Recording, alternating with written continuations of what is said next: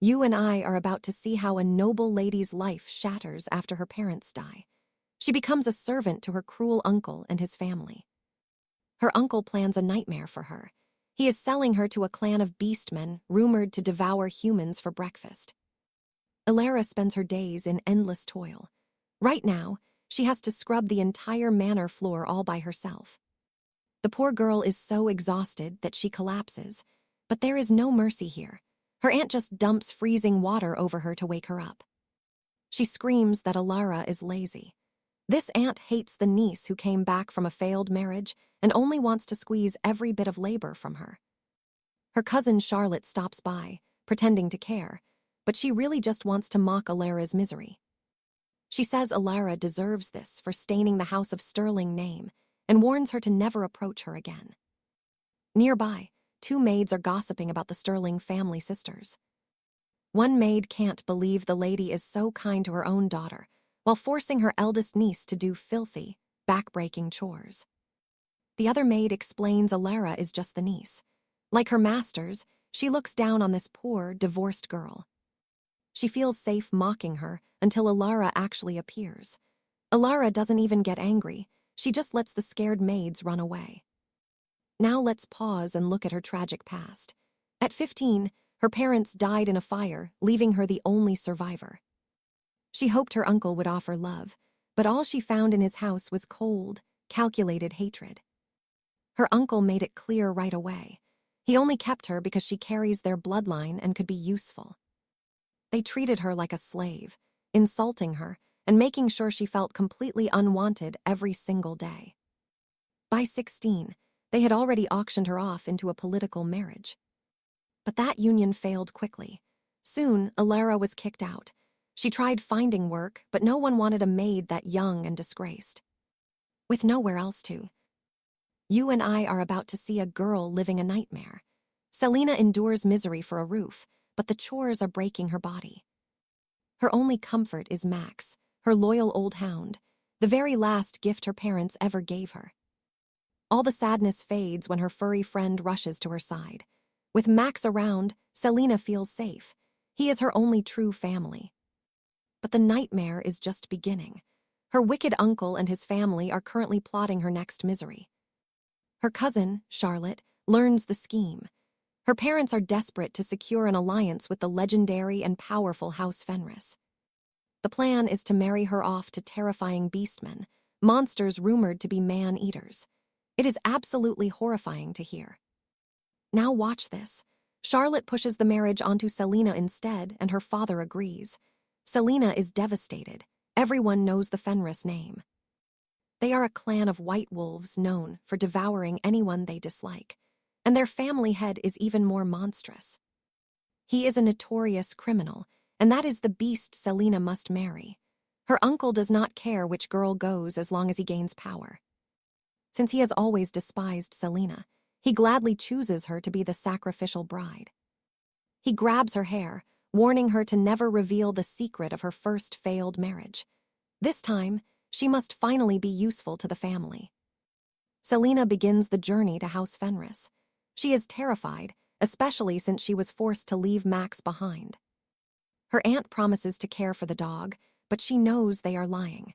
Selina begins to weep, feeling utterly helpless and alone.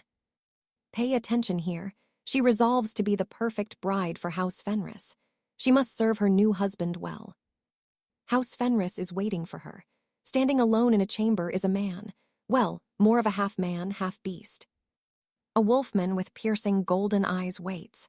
It seems this beast is Selina's new husband, and he looks incredibly displeased. Selina finally arrives at the massive Fenris estate, trembling with pure terror. This is the home of the legendary imperial alchemists and her husband, the 6th Lord of House Fenris, Alaric Fenris. But Selina feels absolutely no joy. All she can think about is if her husband is as scary as the rumors claim.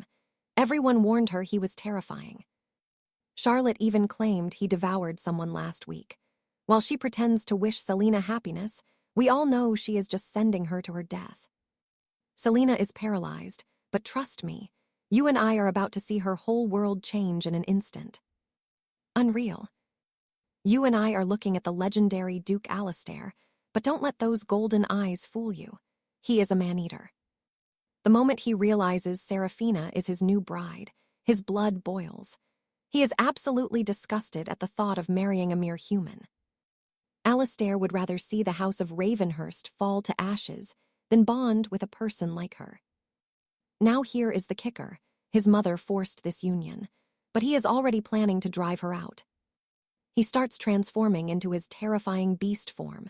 He wants her to regret ever stepping foot inside his cursed castle. All right, stick with me. You're about to witness a terrifying first meeting. C is paralyzed before this giant white wolf. A single snap of those jaws would end her. When Lord 𝒂𝒂𝒄𝒓 asks if she's terrified, C lies through her teeth. He doesn't buy it for a second. She is shivering so hard that she can barely stand. He warns her to run before he loses his patience. The Wolf Lord has given her one chance to escape.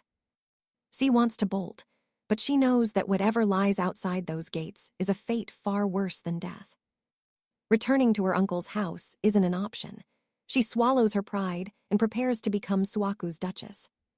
To test her, he sets an impossible task to win over the other beastmen. He's betting everything on her failing. As soon as his shadow leaves the room, Sei collapses. The rumors were true. Lord 𝒂𝒂𝒄𝒓 is a literal monster. She's ready to fight for her place, but the reality of the 𝒂𝒔𝒕 estate is harsher than she imagined. Every corner she turns, people whisper. The maids sneer and the guards treat her like a stray dog. Nobody wants a human bride here, especially when everyone knows Lord 𝒂𝒂𝒄𝒓 despises her kind. This marriage feels doomed. Ever since her parents passed away, Sei has been desperately searching for a home. But from her uncle's house to her first husband, no one has ever truly wanted her. Even this estate feels cold. But our girl isn't a quitter. She's survived too much to let a few glares stop her now.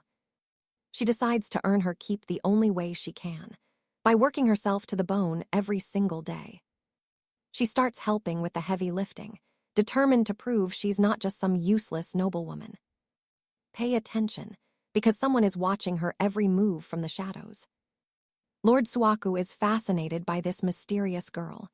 Her scent is strangely sweet, and he feels like he's met her before. 10 days have passed in the 𝒂𝒔𝒕 mansion with zero progress. The staff still spends their time gossiping about the human girl. They're convinced she's just putting on an act, pretending to be kind just to manipulate them. They think she secretly looks down on them. Sei knew this would happen. She's used to being an outsider. Humans and beastmen have a bloody history. Any interaction between the two races has always ended in disaster. Sei never expected to be welcomed with open arms. To be honest, she has zero hope for this union. She's just keeping herself busy with chores while waiting for the Lord to finally call off this engagement. In this lonely castle, she misses the one person who cared, Maru. She's lost in thought when she's suddenly knocked over. It's a young maid who's just dropped a fresh load of laundry. The poor girl is absolutely panicking. Our lead doesn't hesitate to jump in and help. The two of them head off to finish the laundry together. The maid feels guilty making the future lady of the housework, but C doesn't care about titles. She even takes the time to bandage the girl's hurt wrist. Seeing that genuine, thankful smile makes Cia's day. That warmth is so rare that C actually finds herself blushing like a schoolgirl. You and I knew this peace wouldn't last long. 𝒂𝒂𝒄𝒓 suddenly appears, looking absolutely furious, and drags her off once again. He drags her away, convinced that her helping the servants is just another calculated lie. He thinks she's a fraud like every other human. When she asks if he hates her kind, he doesn't hold back. Humans have always called his people filthy animals and looked down on them. He's sure C is no different. Now Sei finally understands the deep-seated hatred here, but 𝒂𝒂𝒄𝒓 is dead wrong. She doesn't hate his tribe at all. 𝒂𝒂𝒂𝒄 is doing everything in his power to scare her away and break this political arrangement. He describes the grueling life she'll face, living in the wilds and attending brutal beastmen's social events. Then he brings up his physical needs. He mentions his rut period and what he'll expect from her. That means mating season. Sia's heart is racing, but it's not because of romance. The thought of being forced into that triggers the worst memories of her abusive first husband. She starts spiraling into a full-blown panic attack. Unexpectedly, it is her seemingly heartless husband who rushes to help. He pulls her into a tight embrace, comforting her until she calms down. Then he pulls away, acting tough again. But let's be real, you and I can see he's just a total softie. C feels it too. In his arms, hearing his voice, C finally feels something she hasn't felt in years. She feels safe. In truth, her life was a nightmare. She was forced into marriage by her uncle to a man she never loved. Stick with me. You and I are about to dive into a heartbreaking story of survival. Her first husband was a master of masks, a charming man who made the whole kingdom envy their marriage. But in private, he was a monster, raining down blows and cruel words before casting her out into the cold. Like every coward, he would beg for forgiveness only to shatter her spirit again the very next day.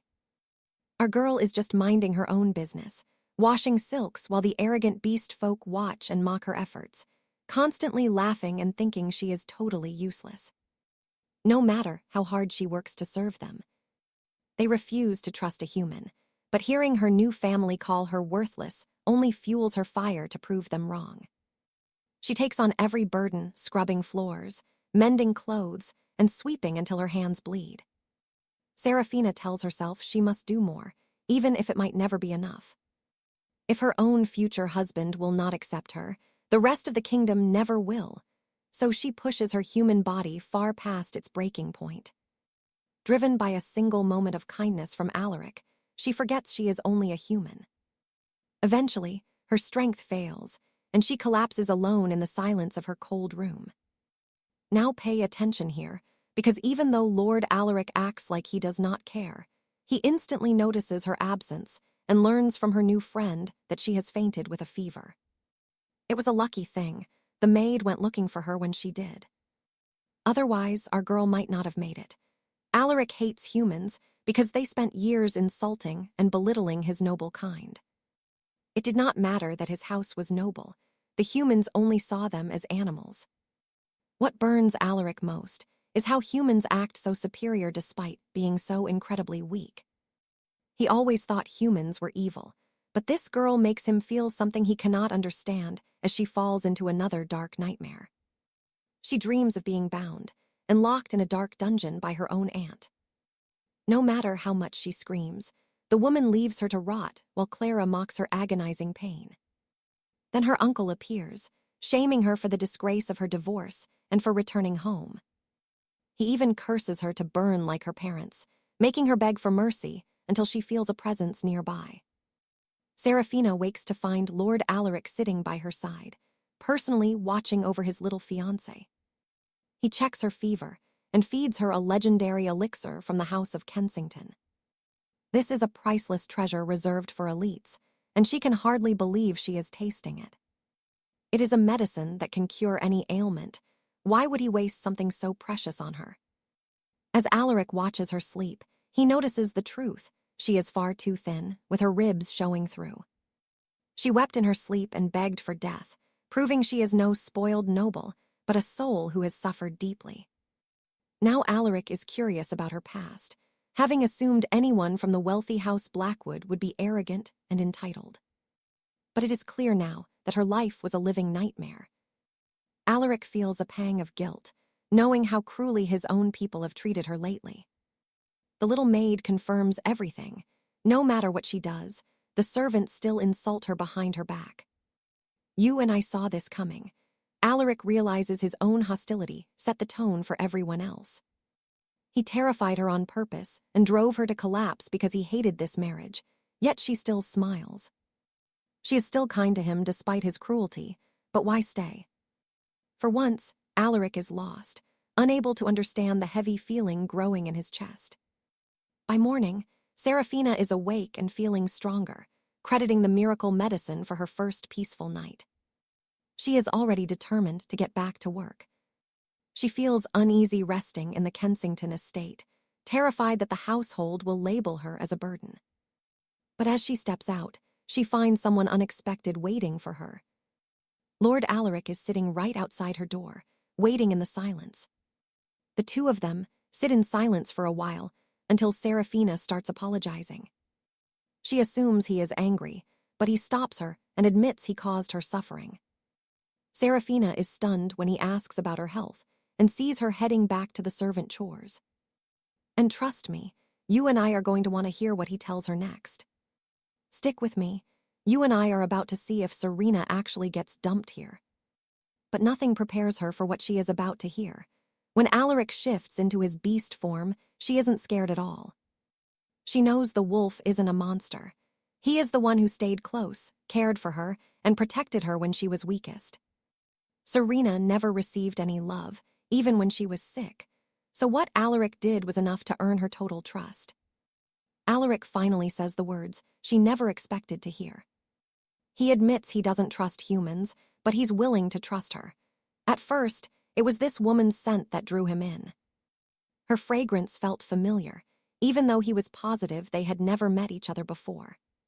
Curious, he watched her until he fell for that innocent gaze. Now, no one is more shocked and happy than Serena. Not only is Alaric finally speaking her name, he is actually ready to trust her. But her joy fades fast. She remembers the dark secret her uncle forced her to hide from everyone. Serena does not want to deceive Alaric. She must tell him the truth. Now, watch this part closely. Our heroine confesses she's been married once before. The memory alone terrifies her. She tries to explain, shaking with every word, but Alaric stops her. He doesn't care about the divorce. He won't let her relive that trauma. For him, only her future matters now. The Lord understands why she was so scared. He realizes her bad marriage is why her family abandoned her. Yet something bothers him. He knows there is another unmarried daughter back at House Sterling. Sending a divorced daughter away means the other girl was too scared to marry a beastman. So the unwanted niece became the scapegoat. Luckily, Alaric isn't bothered by her past. Nothing changes for him. She is his bride and he is keeping her. Such a sweet moment, yet Serena just starts sobbing. The great wolf Lord panics. Does she actually want to leave him? He is in a cold sweat before she clarifies. She is just incredibly happy. She feared being cast out of Castle Blackwood, just like every other place she has lived. Ever since the fire took her parents, Serena felt homeless, until Lord Alaric took her hand. She is ready to trust him now. Meanwhile, across town, things aren't nearly as romantic for Cassandra. Serena's wicked cousin is throwing a massive, angry tantrum. She wants a trophy husband just to make Serena burn with jealousy. Thinking about Serena suffering among monsters is the only thing that makes Cassandra happy. She thinks Serena is miserable. Trust me, she is dead wrong. Cassandra is obsessed with proving she is cuter and better than her cousin. She needs a perfect marriage, just so she can rub it in Serena's miserable face. You and I can see what a total psycho she is, but wishes rarely come true. A letter arrives. She hopes for a rich duke, but it is just some guy she hates. Bored without Serena to torment, Cassandra actually misses the bullying. She misses that look of terror.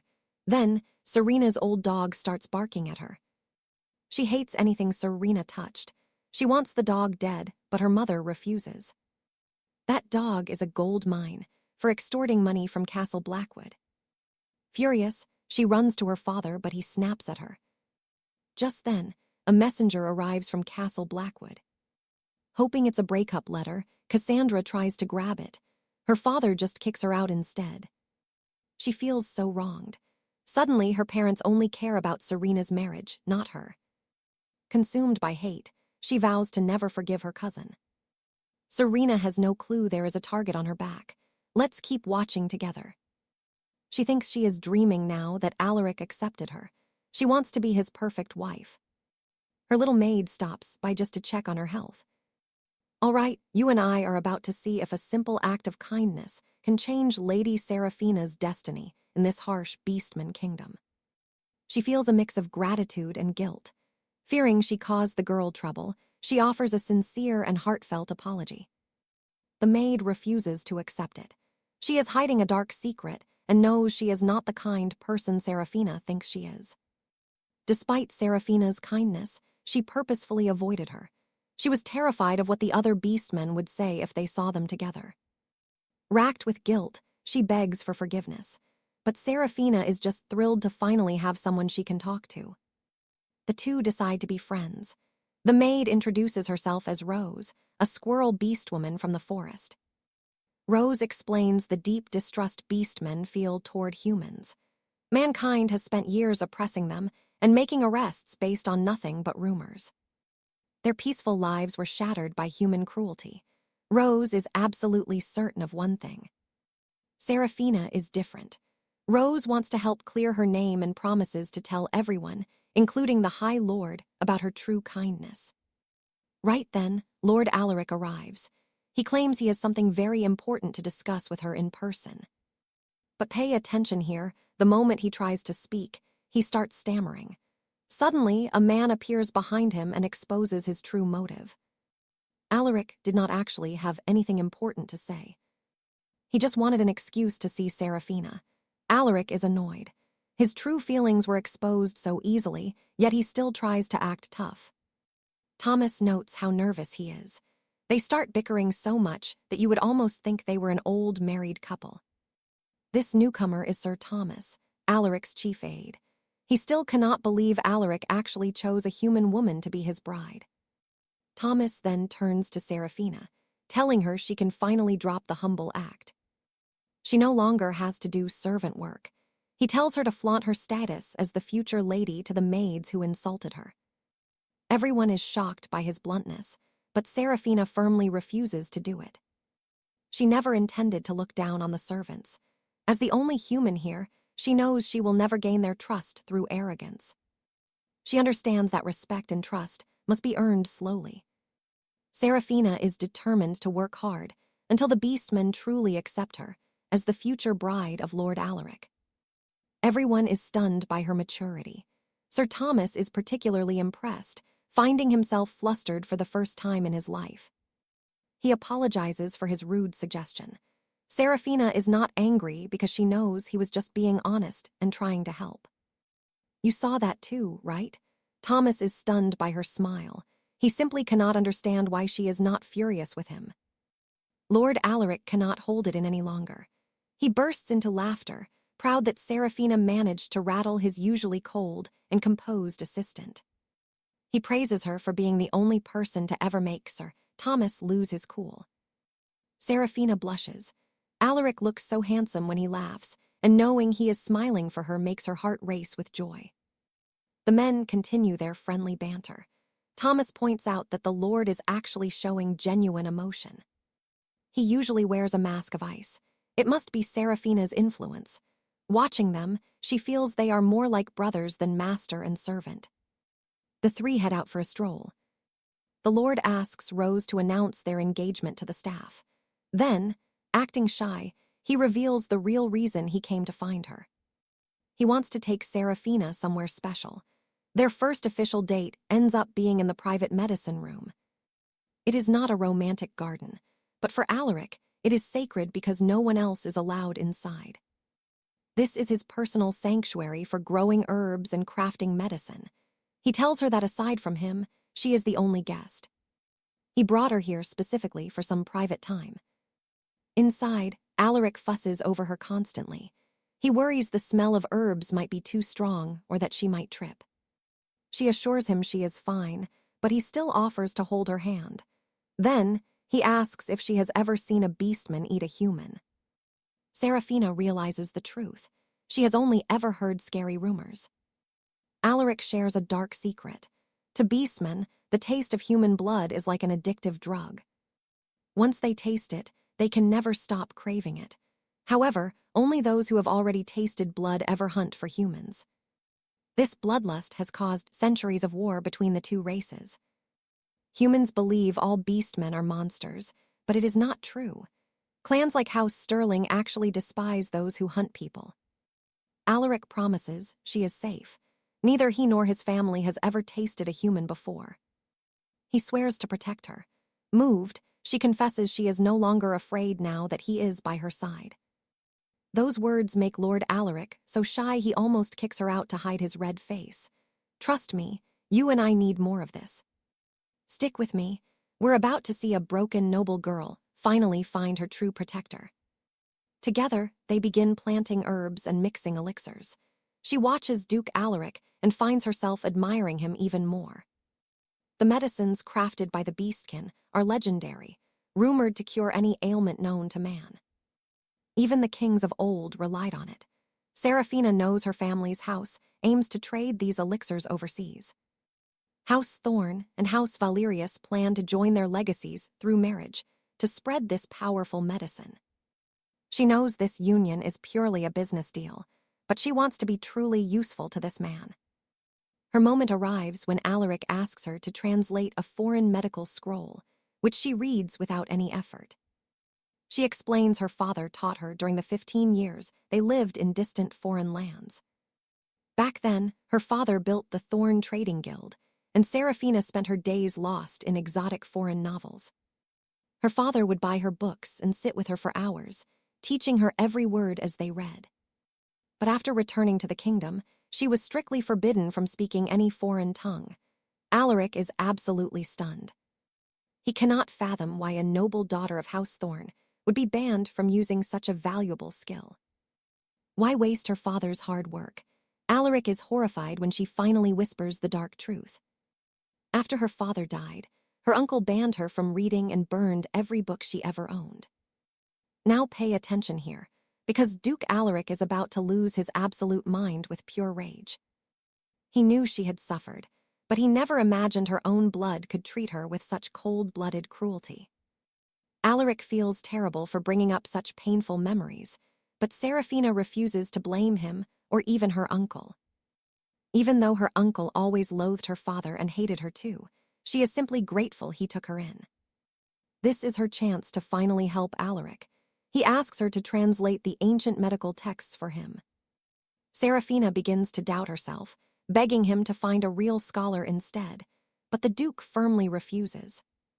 He wants her for the job, reminding her of the years of effort her father poured into her training. He tells her not to disappoint her father's memory. Remembering her father's praise, she finds the courage to work. She wants to do this for Alaric too. He could have hired any scholar, yet he chose her. She must repay his trust. But now, Seraphina is starting to regret her prayers while staying up late at night. She desperately wants to be useful to Lord Alaric, but the ancient text is nearly impossible to decipher. It has been years since she read a foreign language, and the medical jargon is complex, yet she is happy. She is finally doing what she loves while being useful to her new husband. Meanwhile, Alaric is far from calm. Let's pause for a second, because what the Duke uncovers in this investigation is going to make your skin crawl. According to the servants, the House of Thorn has treated Seraphina like common trash for many years. They starved her, denied her sleep, and locked her away under the cold pretense of noble discipline. Alaric wants to tear the world apart, shifting into a primal beast that shakes the very walls. Even his most loyal knight retreats in terror. Alaric barks an order to send a message to House Thorn. He plans to host a grand ball to announce their engagement and warn her cruel family once and for all. Back at the Thorn estate, Baron Julian receives the invitation regarding his niece's union with the Valerius family. Clara is consumed by bitter jealousy. She hates that a party is being held for her cousin and vows humiliation. Clara's mother is simply relieved that the marriage contract is still moving forward for the sake of money. She feared they would lose their golden ticket and their wealth would vanish. Her husband feels exactly the same. He despises the Beastkin, but plans to exploit their medicine once the marriage is sealed to build his fortune. Trust me, you and I are going to love the look on their faces at this party. Seraphina wears a magnificent gown personally commissioned by Alaric. She is trembling with nerves before the event. For the first time, she will stand before the high nobility as the future lady of House Valerius. She is terrified, wondering if she can play the host as Alaric's fiancée and a daughter of House Thorn. She desperately misses her companion, Marcus, right now. A maid named Lily brings a pair of white silk gloves. But putting them on exposes the horrific burn scars from the fire that killed her parents years ago. Lily feels a wave of pity, and they decide to stick with her usual black gloves while styling her hair. "All right, you and I are heading to Blackwood Manor, where the maids are serving, and Lily is praying for the couple's true happiness."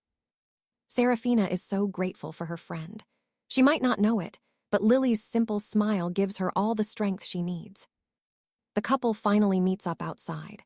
The moment Alaric sees Seraphina, he completely freezes, his face turning a deep shade of crimson. He is totally undone, stammering because she looks so breathtaking. Seraphina feels exactly the same. He looks incredibly handsome tonight. It literally leaves her breathless. Now, she is actually nervous to stand beside him because he looks like a true prince. Alaric tells her there is nothing to fear, promising to stay right by her side as they step into the grand ballroom together. Meanwhile, Chloe arrives with her fiancé, Baron Julian, hoping to humiliate Seraphina. She plans to laugh, but the beauty of the Blackwood estate leaves her absolutely speechless. It gets even worse when her own fiancé starts openly praising her sister's incredible beauty. Chloe is fuming inside, but she still needs Julian to try and make Seraphina feel jealous. Julian is the heir to a trade company. Chloe thinks he beats a beast fiancé, but reality is about to prove her very wrong. Her so-called great fiancé admits he could never afford a celebration this magnificent for her. Julian explains that the Blackwoods are not just rich. They are high nobility, vital to the kingdom because of their legendary medicines. Even the king relies on their elixirs. Chloe thought those stories were just empty rumors. Julian reveals that the Blackwoods are actually a powerful Lycan noble family. They rarely appear in public, yet they are the most respected house among the High Lords. Chloe is finally starting to feel a wave of deep regret.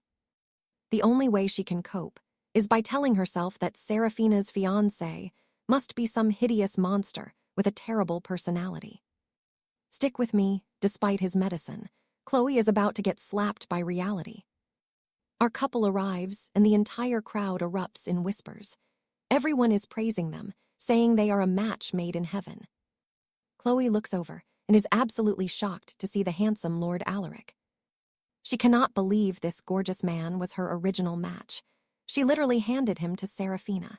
Chloe realizes she just threw away a golden opportunity. Not only is Alaric wealthy, but he is stunningly attractive. Suddenly, her own fiancé does not look very appealing at all.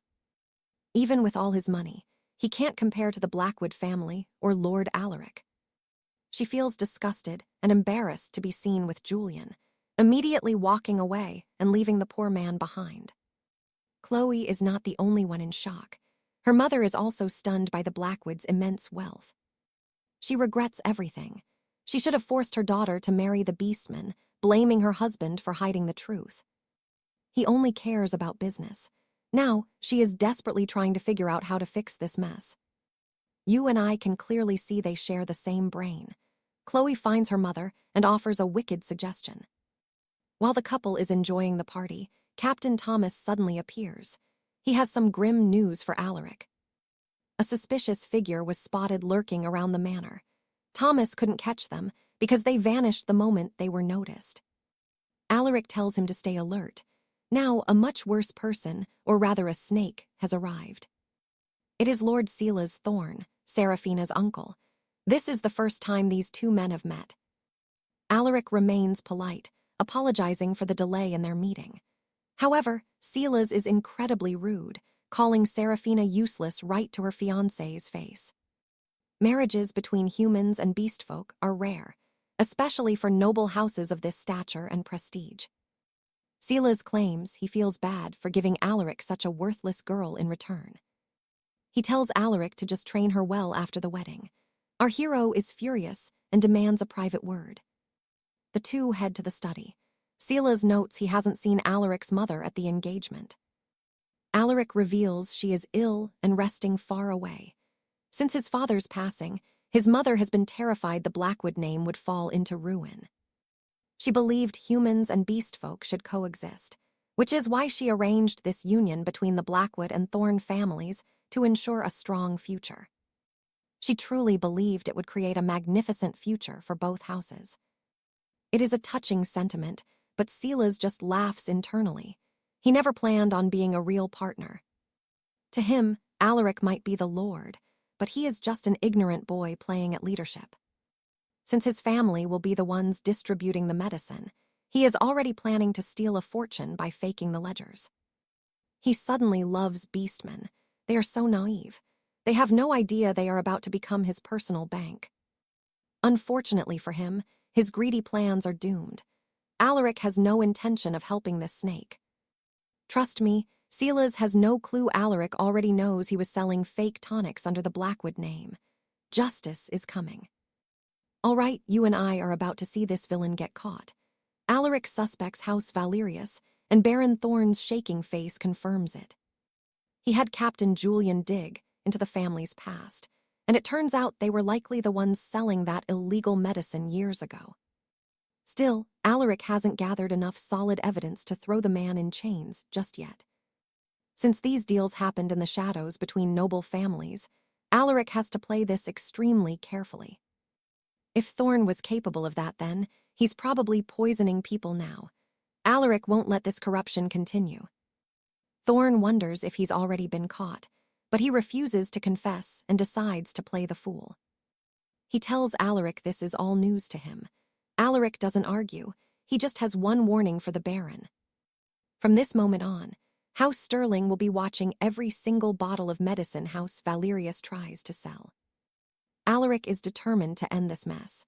They shake on the deal, but both men are hiding their real intentions. Thorne is fuming inside, but for now, he'll wear the mask and play along. Meanwhile, Alaric plans to use this chance to protect the medicine and save his fiancée from her toxic family. Lady Seraphina is lost in their talk, only feeling a chill from how her uncle stares at her like an object. Now pay attention, because things are about to get so much worse. Lady Cassandra and her mother have arrived. These two witches are here to torment Seraphina again. As soon as she sees them, she knows trouble is coming, yet she must greet them. When she asks about her pet, Barnaby, her Aunt Morgana just pretends the dog doesn't even exist. Seeing Seraphina's panic, Morgana offers a deal. She can go back home to look after the dog herself. Before she can even think, her aunt tells her to pack her bags since she won't be Alaric's fiancée anymore. Cassandra is absolutely green with envy. Mocking Seraphina's shock, Cassandra reminds her that she only got this chance because Cassandra let her. Now, she wants it back. Seraphina is stunned. She reminds her cousin she's already engaged, but Cassandra has already dumped her own fiancé. She's determined to snatch Alaric away.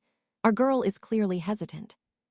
She tells them it's impossible, but these women are delusional enough to think they can just swap brides later. Now, they're demanding she return home. Aunt Morgana even promises she'll be well taken care of. But Seraphina knows that means more beatings. She refuses to go back to being a punching bag for this family. Even though House Sterling are beastmen, she finally feels safe in their castle. You and I can see she was already dreaming of a future here. She hoped to bring Barnaby home so they could live in peace, but that dream is slipping away.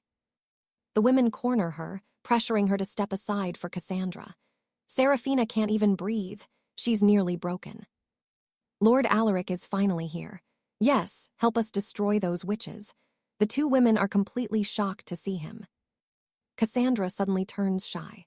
Seeing how rich and handsome Alaric is, she suddenly doesn't mind his beastman nature at all. In her mind, she's already decided to steal her cousin's man. When he asks what's happening, she starts poisoning his mind. Faking a blush, she says she came to apologize for Seraphina.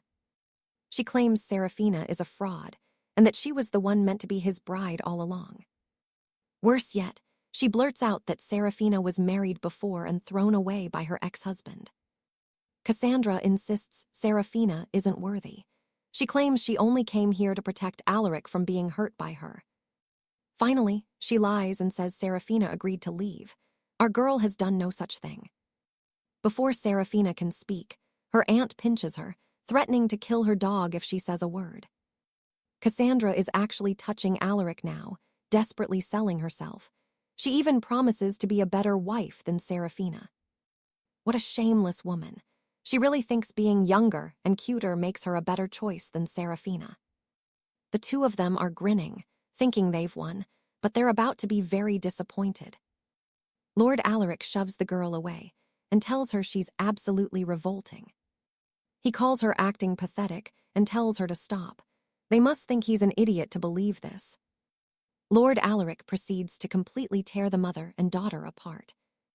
He states he's fully aware of her previous marriage because Serafina told him herself. And honestly, you and I can see why he doesn't care. To him, her past isn't a sin at all. All right, you and I are about to see a jealous cousin try to destroy a perfect engagement. The truth behind Lady Serena's divorce, the fact that she supposedly can't bear an heir. Chloe is thrilled to see her cousin trembling in fear. She calls her a useless failure who could not produce an heir after 5 long years. Those cruel words strike deep. Serena recalls the years of abuse and insults she endured for failing her duty. Her former husband blamed her for bringing shame upon his noble lineage. No one cared about her pain. He forced himself on her repeatedly, yet it never resulted in a child. The memories are suffocating, and Chloe relishes watching her cousin break down like this. She tells Lord Alaric how the ex-husband cheated, got another woman pregnant, and finally threw Serena out. Serena begs her to stop. She remembers how her ex-husband flaunted that other woman's pregnancy with such cruel pride. He was just desperate to prove he wasn't the problem, even after violating her one last time. Chloe thinks she has won. Now watch as she pitches herself to him like a prize. She's desperate to take her place. Seriously, Chloe needs to stop. She tells Lord Alaric he deserves a young maiden like her, not a broken woman who will only cause him misery. But Lord Alaric snaps, telling her to shut up. He declares he will never accept anyone but Serena as his bride. He pulls our girl close, presenting her to the entire room as his one and only. He has zero interest in a woman who advertises herself like common trade goods. Imagine that. A supposedly barren, divorced woman chosen over a young, noble lady like Chloe. Let's go, Lord Alaric. He already knew exactly how these two had been mistreating poor Serena. He only stayed his hand because they were her mother and sister by blood. But if they utter one more insult, he will destroy their entire house without a second thought. Suddenly, she remembers that Alaric is a high beast, a powerful warrior whose presence alone makes her feel like she is choking. It feels like an invisible beast is crushing her throat. Terrified, she begins to beg for mercy. Chloe remains delusional, shouting about why they should ever have to ask for forgiveness. She claims the Lord will regret marrying her sister, but even her mother has had enough. She orders her daughter to apologize immediately. No matter her pride, Chloe has to obey.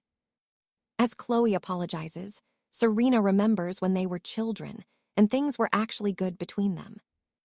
When her parents were alive, her uncle's family visited often, and Chloe used to call her big sister. They were so close back then. Serena truly believed they shared a real bond. But after her parents died, their true hatred surfaced. Serena wonders where it all went so wrong. How did they become such monsters? The aunt is now terrified Julian will hear of this disaster. It turns out Lord Julian was completely clueless. Alaric won't let them ruin the engagement party he built for Serena, so he promises his silence. They leave the bitter pair behind, but Serena immediately drops to her knees, begging Alaric for forgiveness. She's devastated that she hid the truth of her past marriage and her inability to conceive. Trust me, you and I were expecting anger, but all she gets is a long embrace. Serena is drowning in guilt, but Alaric stops her.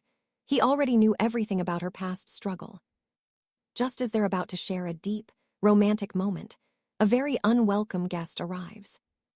From the look on Lord Alaric's face, Sir Thomas knows he definitely picked the wrong time. He nervously announces the ball is starting. As the guests of honor, they must lead the dance. Message delivered, he bolts for his life. Serena still needs to explain everything in her own words. They agree to speak later that night, but first, they must descend to the ballroom together. During the dance, Serena can only wonder why Alaric still wants her despite her supposed flaws. She won't let fear ruin this second chance. She's determined to lay her heart bare to him. Meanwhile, the wicked cousin is fuming, unable to believe her plan failed so spectacularly.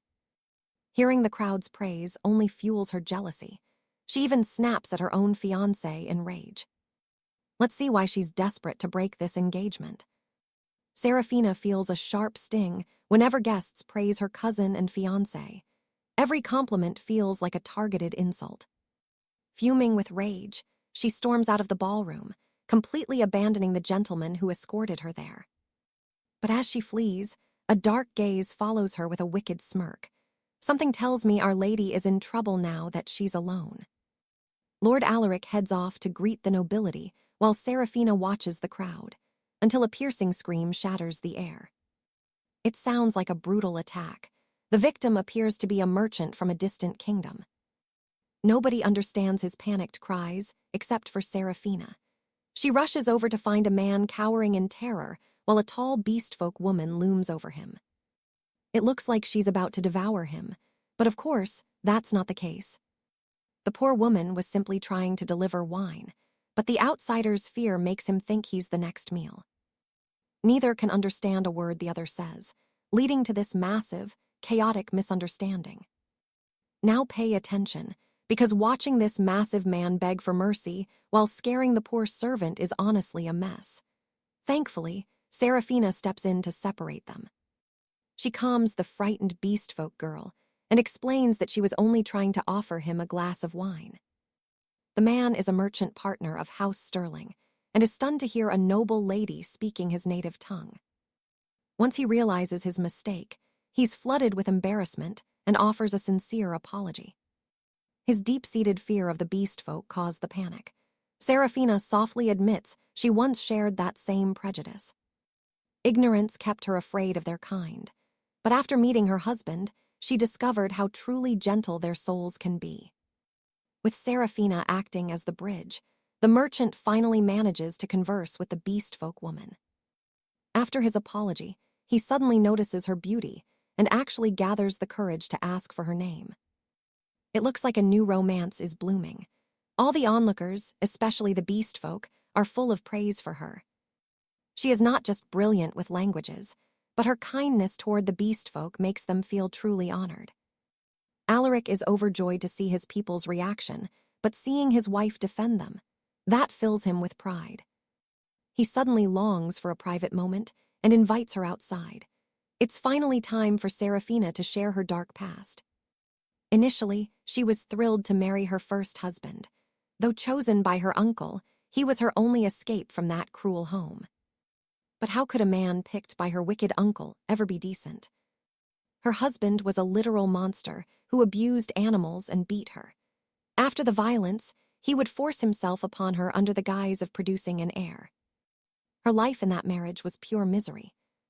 Yet she stayed, desperately believing he might show her some kindness if she could only give him a child. She dreamed of a peaceful life with her pet and a baby, so she endured the pain, clinging to a future that was never meant to be. When her husband got another woman pregnant, Serafina felt no sorrow. She already knew about his many secret mistresses. We feel her pain. The real despair was believing she was the reason they couldn't conceive. She confesses to Alaric that there's a strong chance she may never be able to give him an heir either. She begs forgiveness for hiding such a secret, but Alaric truly doesn't care about a lack of heirs. He is a man devoted to his alchemy and advancing the status of his family's ancient trade guild. If his mother hadn't forced his hand, he never would have married, especially not a human woman he distrusted. But meeting her changed everything. Of course he desires children, but more than anything, he wants her by his side. He would choose her above all others, even if they could never have a family of their own. Wrapped in his arms, Serafina's heart finally melts. To the man who chooses her every single day, she is ready to give her soul. When she whispers her consent, her radiant smile leaves Lord Alaric completely breathless. Every time she smiles, his devotion deepens significantly, making it nearly impossible for him to resist the urge to pull her closer. This time, he yields to his hunger and kisses her neck. Serafina doesn't find the sensation unpleasant in the slightest. She is just overcome with shyness. Alaric wonders if that's the source of her intoxicating scent that has haunted him since they met. It is a fragrance he can never forget. Even at their first meeting, his primal lichen instincts already recognized her. Our Lady is losing all composure. Everything about this man makes her heart race with newfound intensity. From his gentle touch to his deep, melodic voice, she remembers this was supposed to be a mere business arrangement. And that's where we leave it. The fire in Alaric's eyes almost makes her believe this love is truly real. All right, stick with me as Duke Sterling asks the question haunting him. Have they met before? Suddenly, the candles flicker out. Total darkness consumes the royal banquet before she can even answer. The Duke sends his men to investigate. They find the palace magic has been sabotaged. Sir Tristan spots a hooded figure in the garden and gives chase. Meanwhile, Sira comforts the frightened beast folk. Panic spreads, but Sira urges them to stay together. She promises that Duke Sterling is already fixing the problem. The Duke appears, asking Sira to help translate the situation for the foreign dignitaries in attendance. Even the wicked Lady Clara is terrified. She is shoved and nearly falls, only to be caught by the man she once abandoned. It is her former fiancé, Julian. Fearing she might fall again, he suggests they head into the garden. They step outside. Clara, once desperate to seduce the Duke, thought she was finished with this pathetic fiancé. Since her plan failed, she decides to settle for him. She tries to convince herself she never truly wanted that arrogant beast noble anyway. She tells herself Sira will regret her choice, but honestly, she should have been worrying about her own safety. Now watch this, because everything changes right here. Julian drops the act, grabbing Clara and revealing he has always loathed her cold arrogance. He calls her a foolish merchant's daughter and admits that he was only settling for her as well. She is not the one he truly desires. Meanwhile, Sira and Sterling are searching when a scream echoes from the garden. They rush outside, finding a powerful beast knight pinning a man to the ground. It is Sir Tristan, who has finally captured the man responsible for the blackout. The Duke offers his praise, and Sira thinks the nightmare is over, until she hears a voice screaming for help. She looks over and sees her cousin, Clara, in distress. Her legs seem badly injured, so Sira rushes to help her. Although we have no idea why, the woman she is helping is not grateful at all. Instead, she just wonders why this is happening. Honestly, it is probably because she is a terrible person. The men arrive at the scene. Duke Sterling asks the prisoner if he harmed Sira's cousin, but the man denies it. He confesses he was only hired to sabotage the power and cause a blackout. The group is now left wondering who that man is. They do not have to wonder long, because that same man is currently sneaking up on Sira. It is Julian. You and I both saw this coming, right? Well, it gets worse. Sira turns around and finds Julian standing right there. The next time Sterling sees Sira, she is being held hostage with a dagger at her throat. Julian is using her to threaten the Duke. The Duke is baffled. He has no idea why Julian is doing this, but the man looks absolutely unhinged. It turns out he holds a massive grudge. His family were the ones who bought illegal potions that House Thorn was selling years ago. House Thorn sold them fake remedies, claiming it was ancient medicine from the beast folk. They promised it would cure Julian's dying mother, so his desperate family bought the expensive medicine.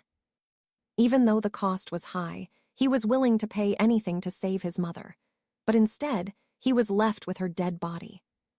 The medicine was fake, and his mother died instantly after taking it. Julian believes House Sterling were the ones selling those fake drugs.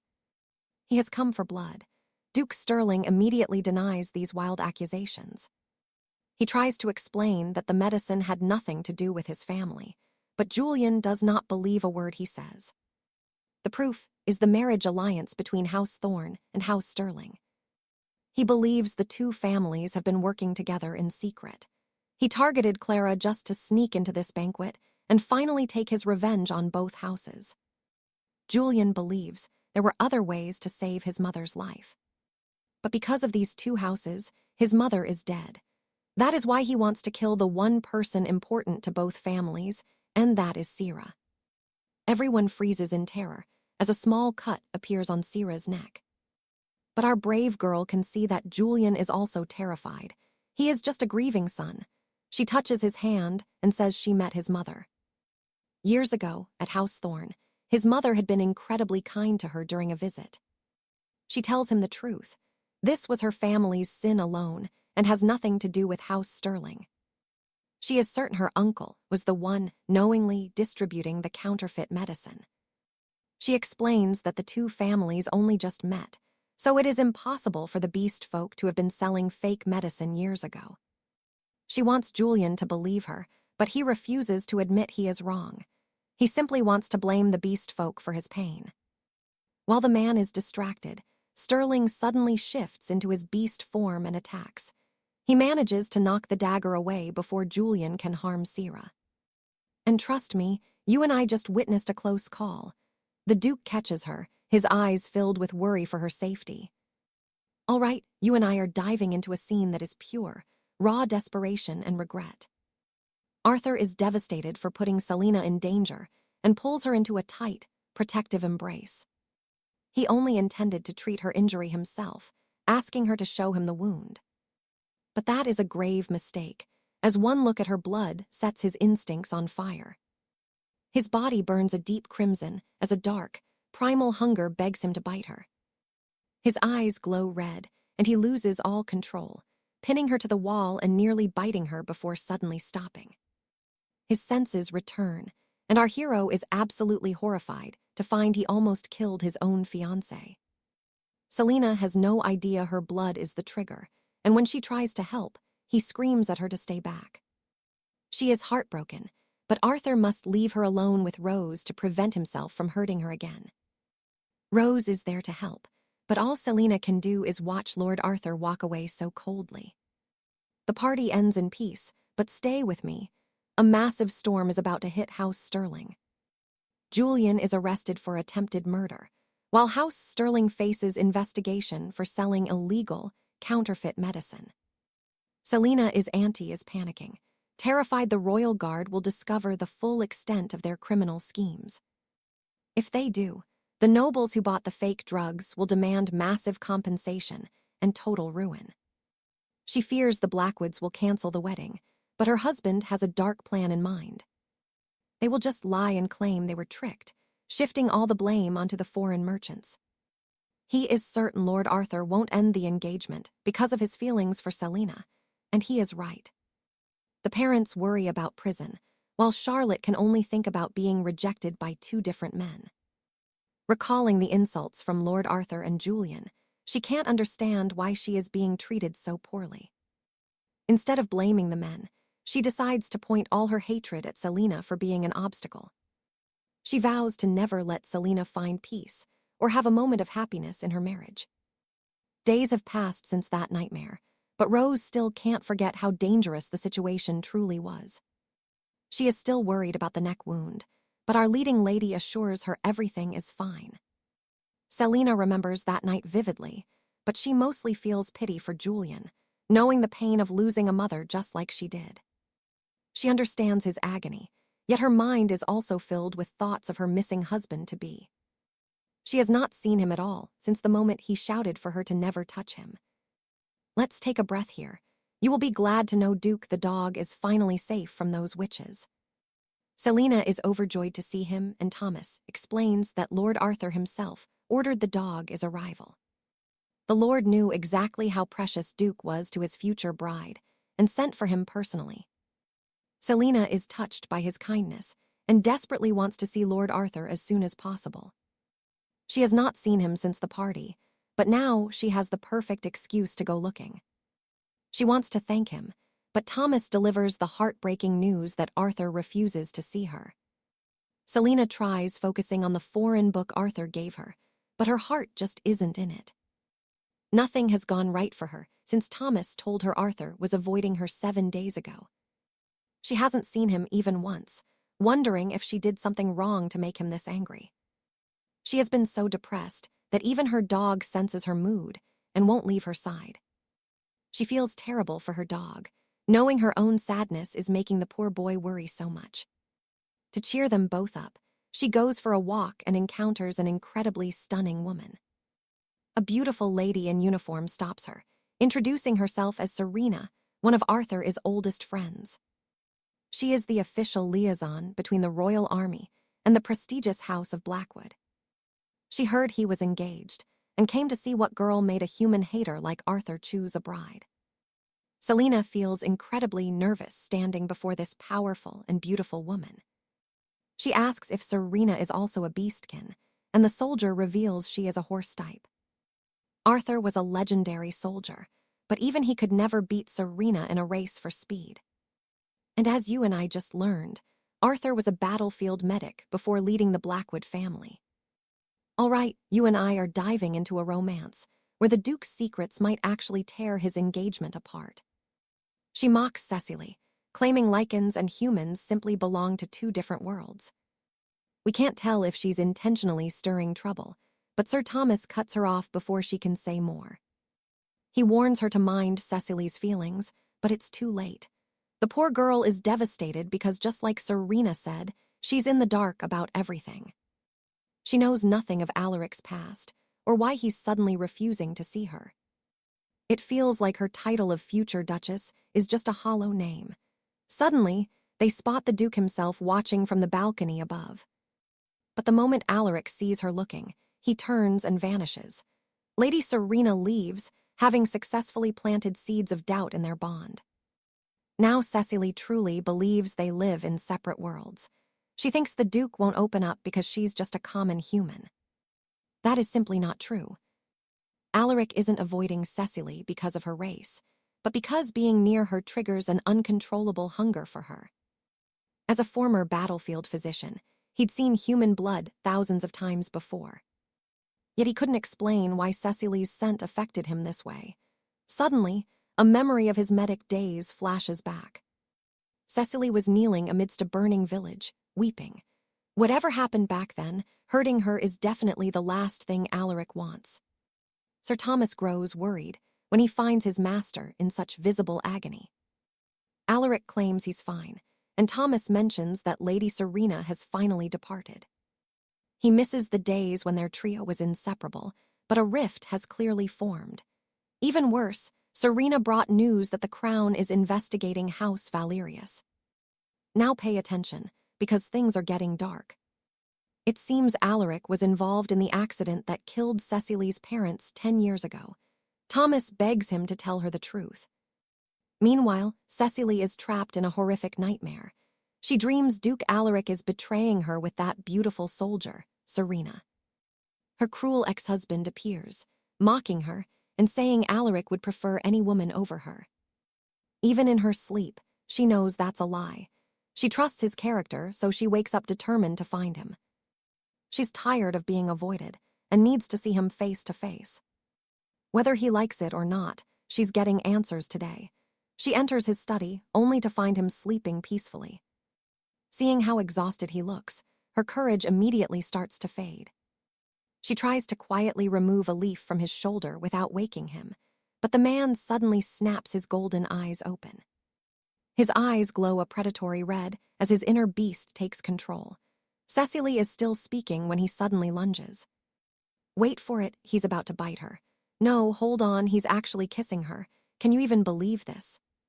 Our Duke has lost all control. Cecily's scent is so intoxicating he can't think straight and starts licking the shallow wound on her neck. But that was a fatal error. The taste of her triggers a primal need for her blood. He shifts into his massive wolf form, ready to strike. Terrified, Cecily closes her eyes as he moves in for the kill. She waits for the pain, but it never comes. She realizes she's still breathing. Opening her eyes, she sees Alaric bit his own hand to stop the beast. He howls in agony, summoning Sir Thomas immediately. He orders his knight to take Cecily away while he collapses. Back outside, she's left reeling in confusion. Sir Thomas finally explains the truth. Duke Alaric is currently suffering through his lunar heat. Usually, a wolf's cycle is months away, and Alaric always had the discipline to control it. But seeing Cecily's blood at the gala triggered his instincts early, leaving him in absolute torment. Cecily is crushed by guilt, believing all his suffering is her fault. He tried to protect her by staying away, but her own selfishness forced this confrontation and his pain. Seeing her tears, Thomas reveals the most important part.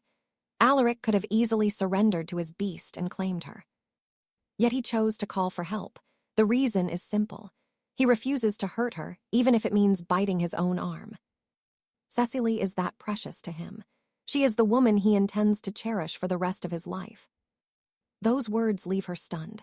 She never knew his feelings ran so deep, and now she has to act. Inside, Alaric is still fighting the heat, feeling terrible for the terror he caused his beloved. For the first time, he hates his lineage. This agony reminds him he'll never be fully human for her. And that's where we leave it for today. You and I both know that this sudden reunion is about to get absolutely intense for them. You and I need to know, will she survive? Tell me your thoughts below. See you next time.